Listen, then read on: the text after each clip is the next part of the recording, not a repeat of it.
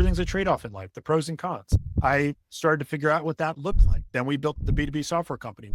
And here's what we learned there. We worked really, really hard to build up that sales team. Here's what the sales force went through: judging systems, leadership, and compensation. And we shouldn't do it this way. We should do it that way. Hey, I'm going to learn this backend system so I can do this for myself. Here's what they don't know they're going to face. They weren't the ones to start the business.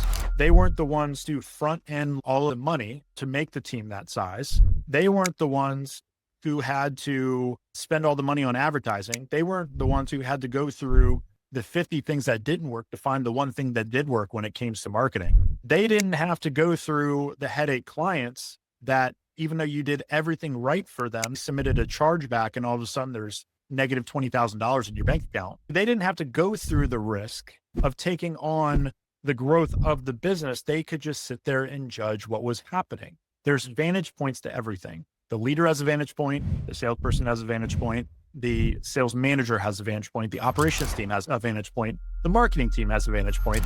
All of them are right and wrong to different degrees. This is what a team is called. Those vantage points have to come together under a common vision, common cause, and a common reason, and be able to agree that I'm going to submit around a specific leadership infrastructure and keep the ball moving.